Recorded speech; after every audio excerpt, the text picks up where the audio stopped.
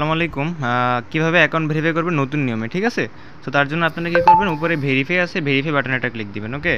তো ভেরিফাই বাটনে একটা ক্লিক দেওয়ার পরে এরকম একটা ইন্টারফেস আসবে। তো এখানে কিন্তু আমাদের বিকাশ করলে বিকাশ, নগদ নাম্বার দেওয়া আছে। যদি আপনি বিকাশে করেন বিকাশ সিলেক্ট করবেন, নগদে করলে নগদ। তো আমি এখানে বিকাশ সিলেক্ট করে রাখছি, আর নাম্বারটা এখানে ক্লিক দিলে কপি হয়ে যাবে। তো আমি নাম্বারটা এখান থেকে কপি করে নিলাম, ঠিক আছে? আমার নাম্বারটা কপি হয়ে গেল।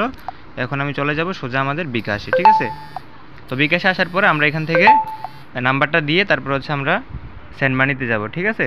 তো তারপর আমরা এখান থেকে 100 টাকা সেন্ড মানি করে দিব।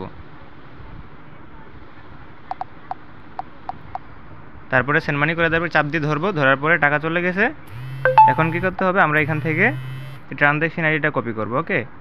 তো আমি ট্রানজ্যাকশন আইডিটা কপি করলাম, করার পর আমি চলে যাব ওয়েবসাইটের মধ্যে। এই যে এইখানে যে বক্সটা দেখতে পারতেছেন ট্রানজ্যাকশন আইডি, এই ট্রানজ্যাকশন আইডিটা এখানে দিব। কপি করে ট্রানজ্যাকশনটা পেস্ট করে আমরা এখানে সাবমিট এটা ক্লিক দিব, ওকে? সাবমিট এটা ক্লিক দিব। সাবমিটে ক্লিক দেওয়ার পরে দেখেন আমাদের পেমেন্টটা কিন্তু সাকসেস হয়ে গেছে। অ্যান্ড আমার অ্যাকাউন্টটা কিন্তু একটু ওয়েট করলে ভেরিফাই হয়ে যাবে, ঠিক আছে? সো এইখান থেকে একটু ওয়েট করবেন সবাই। সাবমিট দেওয়ার পরে 2-1 সেকেন্ড ওয়েট করার পরে আমাদের অ্যাকাউন্টটা কিন্তু ভেরিফাই হয়ে গেছে। তো এইভাবে সবাই ভেরিফাই করবেন, ঠিক আছে?